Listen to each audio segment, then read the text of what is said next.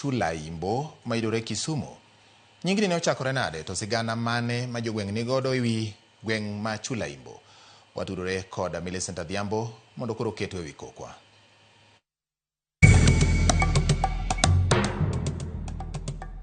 Nyakwara Mogia Juang machiegni kendo tielo machielo e chendo ni mar ng'e gwengewa. Jumani kalapapla mar ng'e gwenge owuok e kaunti ma Homa Bay. Ofuyo ma obiro piyo e kaunti ma Kisumu e gweng' mong'ere ni Chula Imbo mayudore e sub kaunti ma Kisumu West. Ka iwinjo kata iselimo kamiluongo ni Chula Imbo, ang'o mabiro e pachi?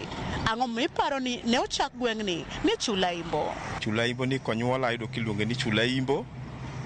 To nawinjo ka jomoko ne wacho ni ne nitie joma nolaro rombo miluongo ni im momiyo nying ka nodong' ni Chula Imba. To wapenjogi nang'o omiyo nochak ka ni Chula Imbo, to ginyisowa ni ka ne chula ne nena kama chalo nam ma aore mane ntiere.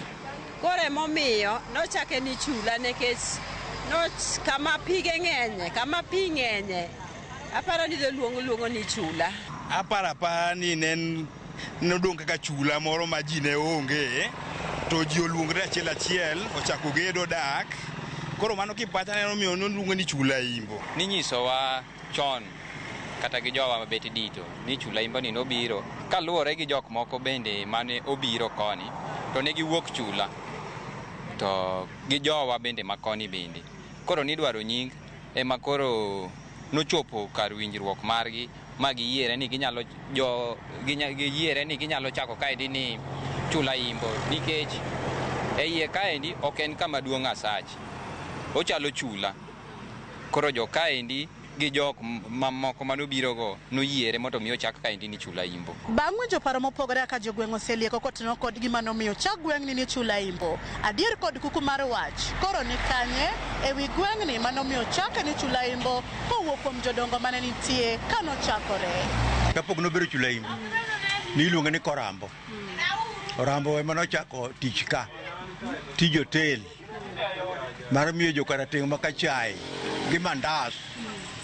Koro odhi nyime kamano, koro kotho to weno wan nyithinde. Nyingno nobiro ni kane nitie aore ariyo, nitie moro mwalo kacha, nitie moro e bathe koni. Emomiyo nochake ni Chula Imbo. En e dier aorego. Aora ma mwalo kani iluongo ni Wadh Gwen, to ma ka iluongo ni Kut Kanyauche.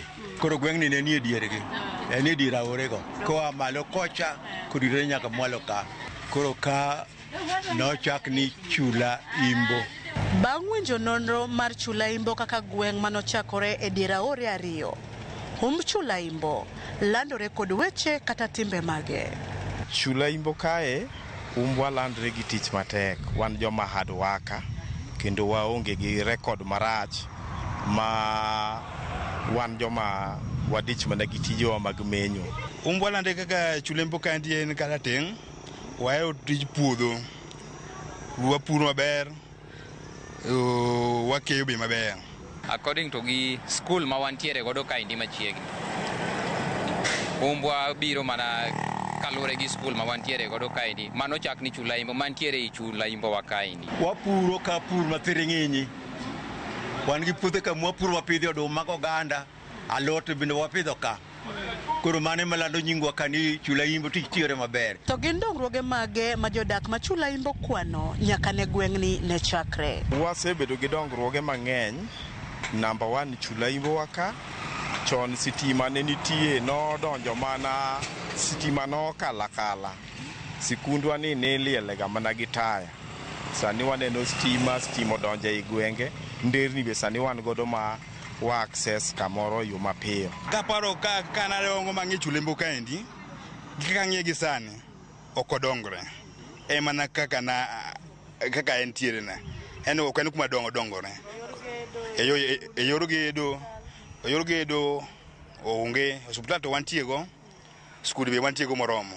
Lakini koro yore be matero kuondego mane sida.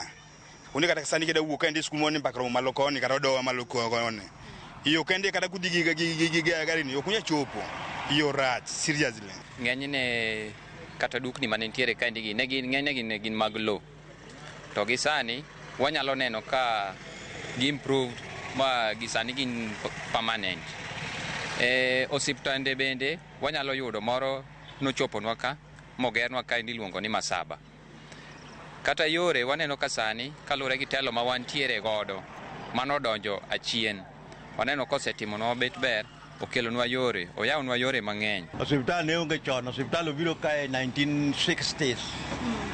Mose oger go osiptal makani.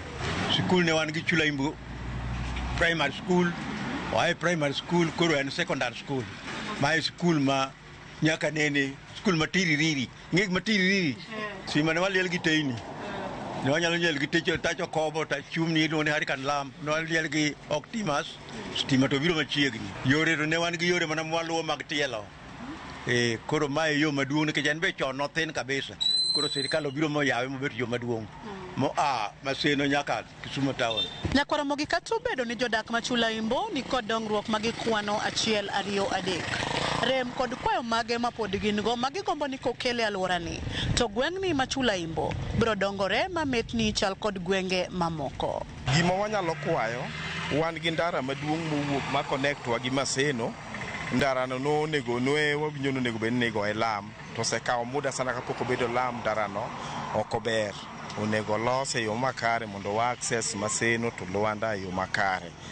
Secondly, weche mag pi pok wayudo yore mag pi maber ahinya nikech kuonde moko nitie ma pi osekunyie, kuonde moko pi pok okunyie. Koro gima wakwayo ni ka sirikal nyalo yie to ketnwa ndachwa ni obed highway. Kasto kobedo highway taparo ni kakuru biro bedo town nikech ji biro yawo ohelni mopogore mang'eny, kata supermarket bo bet ka. Aparo ni kata mana gine biro bet ka eri, kata mana wholesales biro bet ka nikech waonge wholesale. Wamanyo mana gik moko Luanda, Kisumo to bor. Chiro be waonge godo. Kinyamiwa chiro mano be nyalo konyowa moloyo. Investors wadwa ni obiye kata kaendi ogede ogere gik moko manya kelo ohala.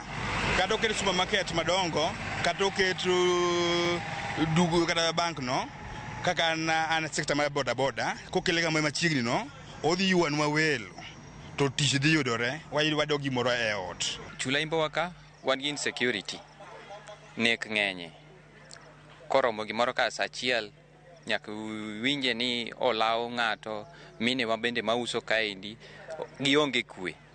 Ma kwanyalo yudo security maber to Chulaimbo nyalo bedo modongore moingo kama intiere gi sani. Koro mocherino be ka gimiyowa to wakano jowa machiegni nikech sani watiyo gi Masaba hospital ema konyowa. Chiro bende waonge go.